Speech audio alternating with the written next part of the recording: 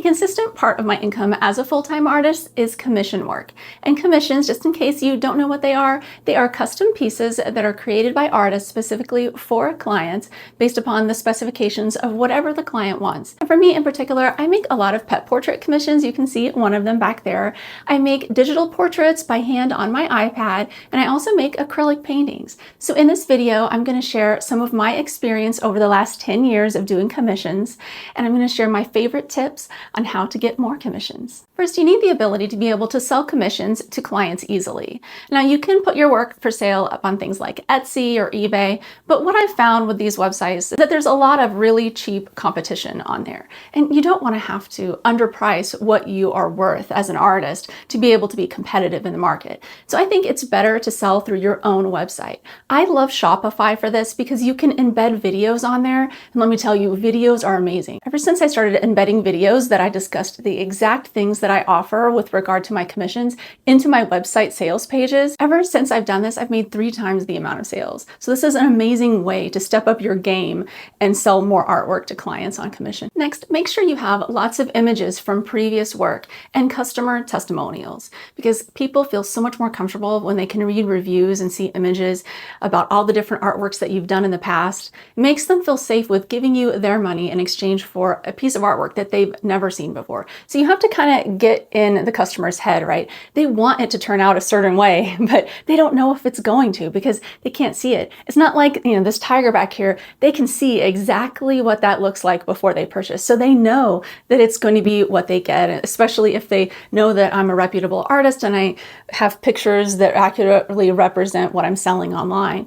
But with custom work, the customer has no idea what it's really going to turn out like. And so they have to really have a lot of faith in you as an artist. So reading other customers' positive experiences helps so much in this respect. Also, make sure the turnaround time is very clear, because a lot of times customers need these for Christmas gifts or birthday gifts. You have to realize that they often have deadlines. And so it's something that you should also consider when taking on a new customer's commission, is to ask them when exactly they need it and to make sure that it will fit into your schedule with everything you have going on. For me, this is an important thing to always consider during the Christmas season, because Christmas season is the biggest time for commissions, I think, for every artist, because people love to give commissions as Christmas gifts.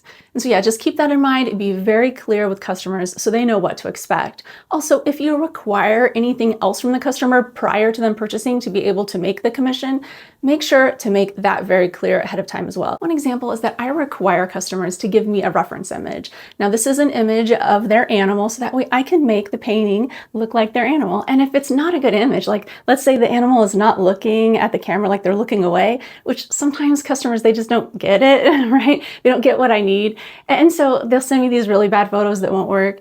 And so what I found is just to have the customer submit the photos prior to them even purchasing. So this has helped me make sure that I'm not having to just refund so many orders and disappoint people. But also, the other aspect is the more things you require prior to purchase, the more friction it creates for the customer. So also keep that in mind.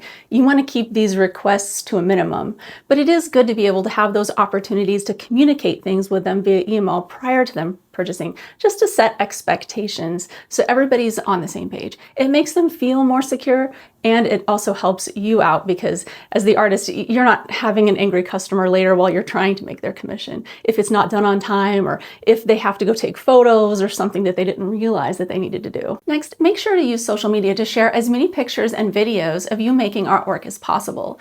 And then along with those, make sure to tell people that you are open for commissions or that you are accepting commissions, and where to purchase or how to find out more information by like DMing you or commenting, and then get back with those people with information, because people don't know if you are open and selling commissions unless you tell them. A lot of artists don't take commissions, and so people sometimes are even shy to ask. So I would say several times a week, just let people know in your social media posts that you are taking commissions, and then links to your website and such. Also, for in-person events, make sure to hand out business cards. Here's mine. You can see what I have here on the back.